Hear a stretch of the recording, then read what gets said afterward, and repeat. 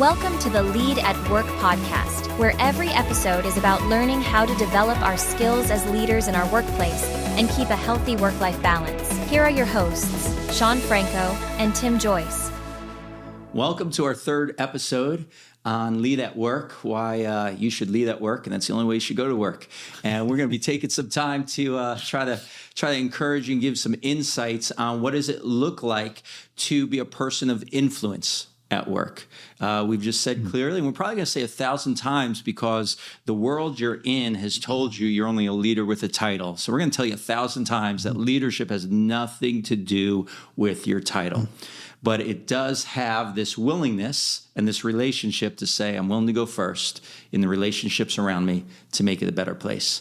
And so, TJ, let's just talk a little bit this episode about what it has looked like in our lives, and maybe through that bring up one or two points that we think can add to this conversation. What's a time where it wasn't about your title? It wasn't about how much money you were allowed to spend or how many meetings you could call or who had to listen to you or what projects you were in front of. But give me an example of influence at work, leading at work. Okay.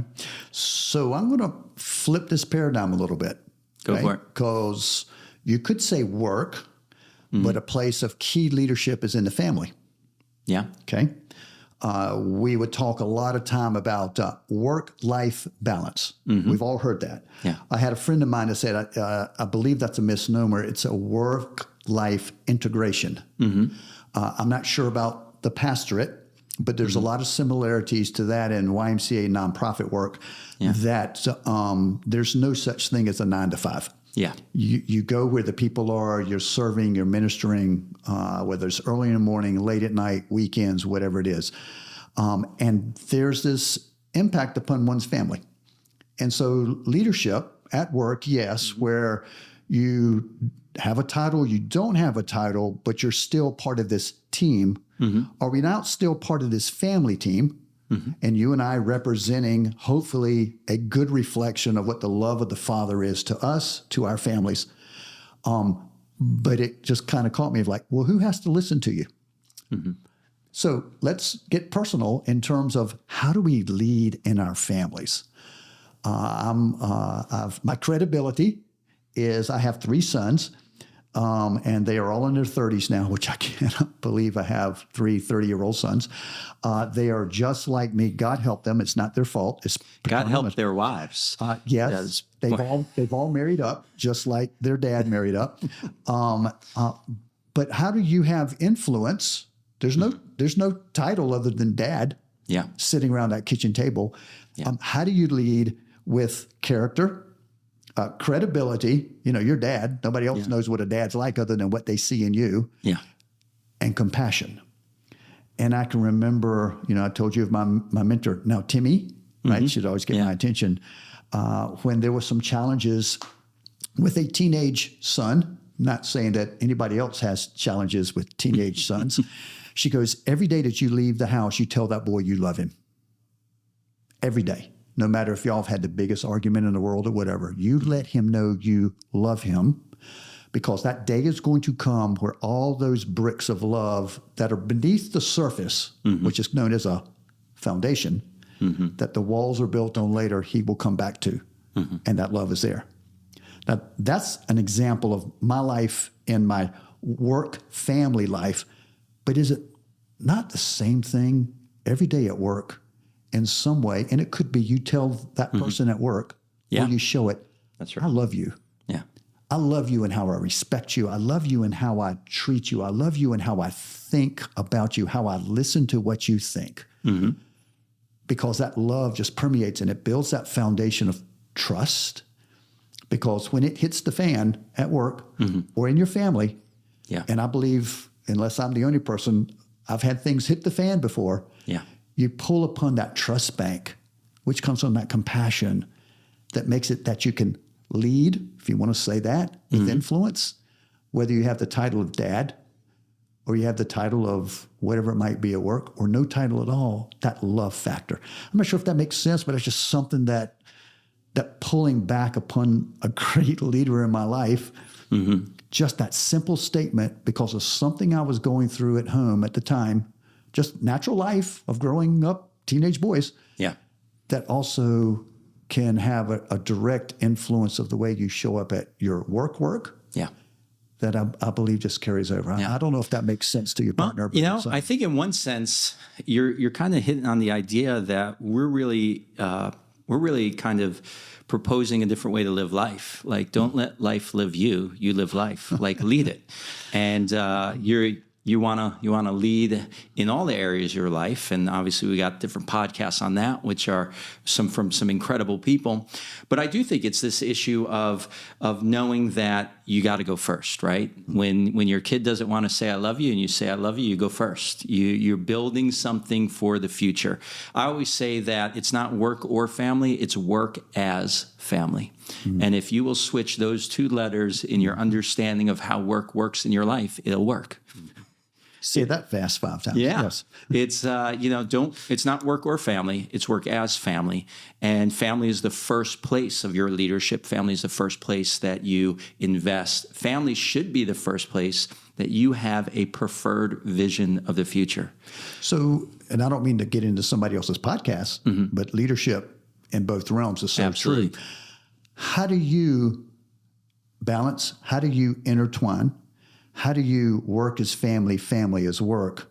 Yeah. What are some things that have worked for you and your very incredible family? And I'm not sure if folks know, but you have 3 girls. Yes. Right? And my son. And your son, right? Yeah. So right there, 3 girls. Yeah. Oh my gosh, you're closer to the throne of God than I ever was. I didn't have girls, right? And it's different. But what is something that you've done that's helped you be a better dad? That's work as family, family as work. And I'm not trying to in any way degrade it, but I'm not sure about you, but sometimes families work. Oh, absolutely. So, I'll give you a few thoughts real quick because this is actually a passion of mine. First of all, life is about order, and you can make decisions easy if you've got the order straight. And if you ever think that your work is in front of your family, you're going to make bad decisions. Family's first. And when I have that in my head, I know how to make decisions. The other part is, I believe that God is all about family. Father, Son, Holy Spirit, even his references to who he is have family in it. And it's his son who came to give life. So why? So we could become part of his family. So really, I see family as kind of the overarching cheat code of life. It's like, how am I going to help create family the way God wants it to be? So part of how I make family work is, one, I know it's family, it's work as family, it's not work or family. And so family comes first. So here's a few little hacks I use for my family. Number one, I plan for my family as much as I plan for work. And when my work planning outpaces my family planning, my choices of where my family, if I don't have a preferred vision of where my family's going, but I could tell you right now, what I'm planning for 2 of my nonprofit organizations and the church. I can tell you right now where I'm going next year with all of them. Can I do that about my family? And then the other thing is, I refuse to use my gifts of leadership more for work than I do for family. It's like, if God made me a leader, if God made me the ability to do it, if I can plan, organize, budget, counsel, I better be doing that at home. So for me, it's really about this issue of order. And I keep it, even on my work email. The signature says, Shawn Franco, grateful follower of Jesus, husband, dad, and lead pastor, which is the work email. But for me, it's like, I do everything I can to remind myself what my order is. And when I do that, things line up. And so those are some of the ways I do it. As I hear you say that, I found myself, gosh, I hope I've been that way. But probably if you really want to know, you need to talk to Diane.